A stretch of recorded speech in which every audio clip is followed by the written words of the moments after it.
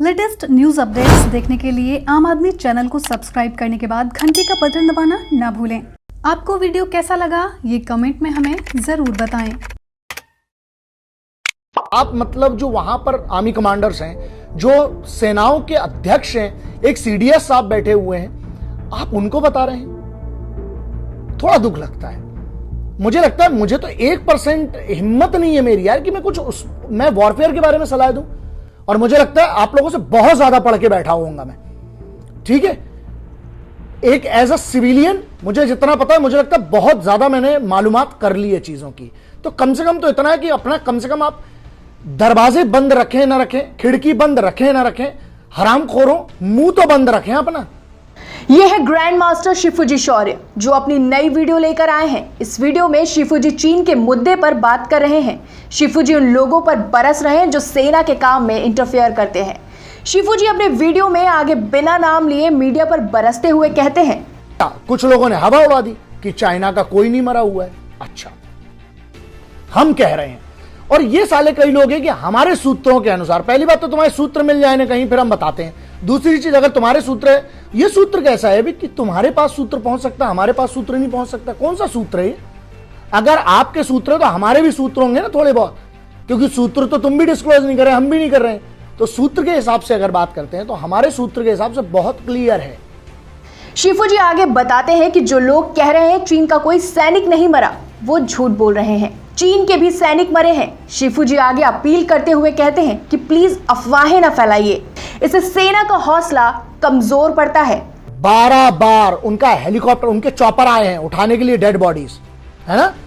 अगर एक बार में 10 भी मान लो तो 120 होते। चलो फिर भी डिस्काउंट देते हैं चीनियों को, ठीक है, 30% ऑफ कर दो, 50% ऑफ कर दो।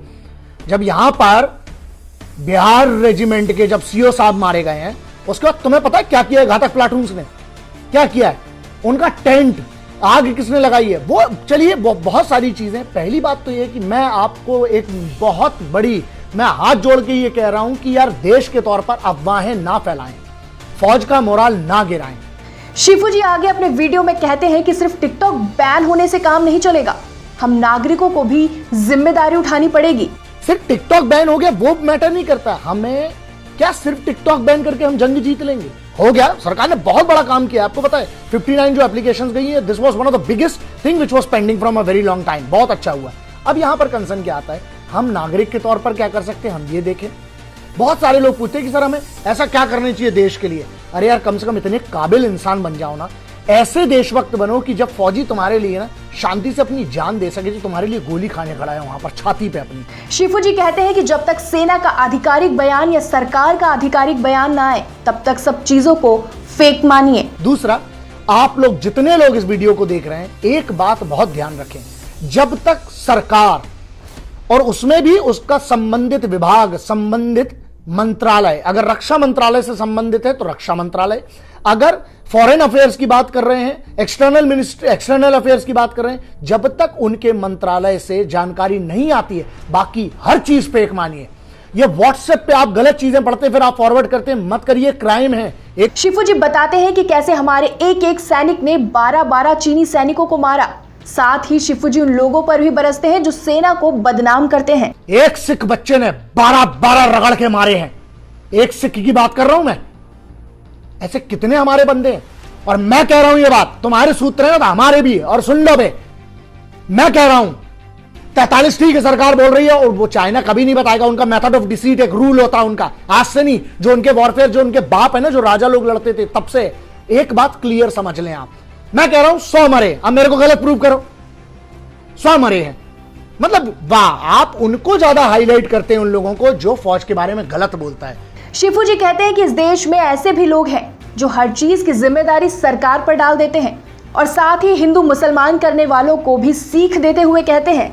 कई बार गुस्सा आता है, लेकिन मुझे एक चीज समझ में आ गई है कि 2 ही फड़ हैं अपने देश में। एक वो है, चाहे वो मीडिया की बात कर लो, चाहे आम नागरिक की बात कर लो, एक वो है जो हर चीज की जिम्मेदारी सरकार पर डाल देते हैं। अरे सरकार ऐसा कर रही है, वैसा कर रही है। यहां लफड़ा तो यह है कि जब वही लोग पक्ष में होते हैं तो बात अलग होती है, जब वही विपक्ष में होते हैं तो बात अलग होती है।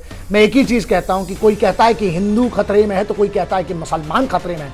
गौर से देखो यारों, भारत का मतलब मेरा हिंदुस्तान खतरे में। शिफू जी कहते हैं कि सिर्फ चीनी सामान का बायकॉट करने से कुछ नहीं होगा, हमें व्यापार में भी चीन को हराना होगा। साथ ही वो चीनी सैनिकों के बारे में भी बात करते हुए कहते हैं, यार सिर्फ ये ना चाइनीज प्रोडक्ट के बायकॉट से नहीं होगा, हमें नियत से अंदर से हिंदुस्तानी बनना पड़ेगा।